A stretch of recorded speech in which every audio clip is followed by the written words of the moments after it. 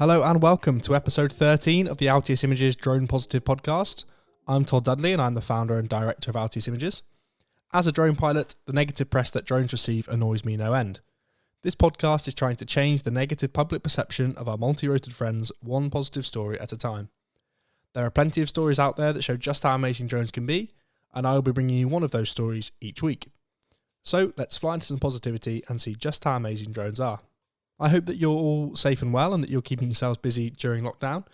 If you're looking for some more entertainment and haven't listened to our Droning On episodes, go back in our feed and look out for those as they'll kill a bit of time for you. This week, we are revisiting a story from episode 2 of the Drone Positive podcast, in which we told you about a company called Zipline. For those that didn't catch that one, Zipline are a company that deliver emergency medicines around Ghana and Rwanda using drones, and they're planning to start flying in India as well. However, as it is with everything else, the COVID-19 pandemic is changing everything for Zipline. Africa is preparing for the worst, while in the United States, Zipline is working with the Federal Aviation Administration to try and expedite safety and regulatory approvals for an emergency humanitarian mission with the goal of launching a medical supply delivery network. This network could help people maintain social distancing or quarantine when necessary by delivering urgent medication nearly to their doorsteps. In addition to its existing role delivering blood products and medication, Zipline is acting as a centralised distribution network for COVID-19 supplies in Ghana and Rwanda. Things like personal protective equipment will be delivered as needed by drone, ensuring that demand is met across the entire healthcare network, and unfortunately this has been a problem in the US. Getting existing supplies where they're needed takes a lot of organisation and coordination, which the US government is finding to be a challenge. Zipline says that their drones are able to reduce human involvement in the supply chain, while reducing hospital overcrowding by making it more practical for non-urgent patients to receive care in local clinics closer to home. COVID-19 is also having indirect effects on healthcare, with social distancing and community lockdown straining blood supplies. With its centralised distribution model, Zipline has helped Rwanda to essentially eliminate wasted or expired blood products. We probably waste more blood in the US than is used in all of Rwanda, said Keller Ronaldo, who is the Zipline CEO. But it is going to take more than blood supply to fight COVID-19, and it may hit Africa particularly hard. Ronaldo went on to say, "Things are earlier in Africa. You don't see infections at the scale that we're seeing in the US. I also think Africa is responding much faster. Part of that is the benefit of seeing what's happening in countries that didn't take it seriously in the first few months, where community spreading gets completely out of control. But it's quite possible that COVID is going to be much more severe in countries that are less capable of locking down, where you have densely populated areas with people who can't just stay in their houses for 45 days.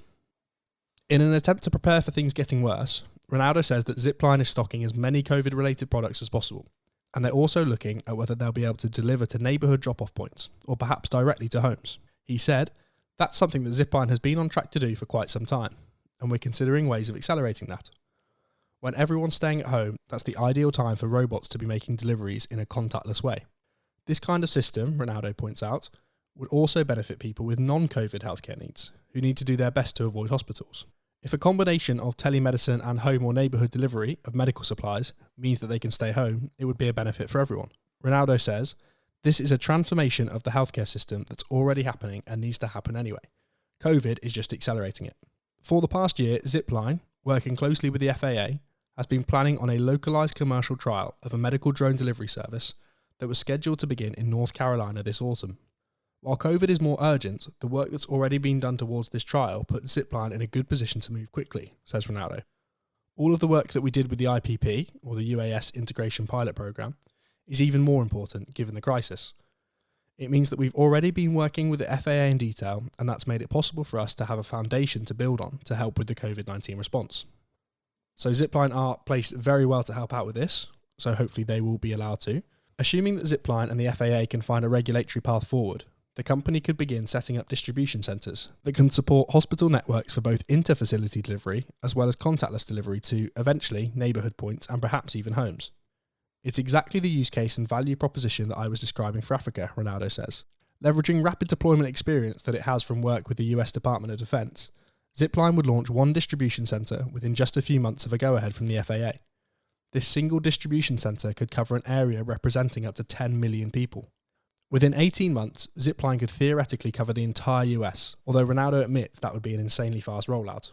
The question at this point is how fast the FAA can take action to make innovative projects like this happen. Zipline is ready to go, But Ronaldo was asked if he thought that hospitals specifically, and the medical system in general, has the bandwidth to adopt a system like Ziplines in the middle of a pandemic that's already stretching people and resources to the limit.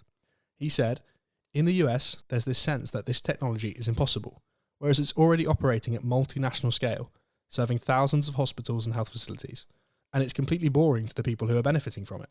People in the US have really not caught on that this is something that's reliable and can dramatically improve our response to crises like this." So hopefully they can get the details of this sorted so that Zipline can start operating and helping across the US and wider as soon as possible. We mentioned on the last episode that this pandemic could speed up the process of legalising delivery drones where they're not already legal, and if this story is anything to go by, that could certainly prove to be the case. If you want to read the full story on this, that is linked in the description below, and if you want to hear more about Zipline, we will link that episode of the podcast down below as well. That about does it for this week of Drone Positive. Please do get in touch with us on social media. You can find us at Altius Images on Twitter and Instagram, and you can search for us easily enough on LinkedIn, Facebook and YouTube. I'll put all of the links for our channels down below, so please do reach out if you want to. We would love to hear from you. As we mentioned at the top of the show, if you haven't listened to our Droning On series, in which we interview other people in the drone industry, go back in our feed and look out for those episodes, as they're well worth a listen and will kill a bit of time for you. Thank you for listening to this episode of Drone Positive, guys. Please subscribe to and share the podcast so that we can spread our positivity as far and wide as possible.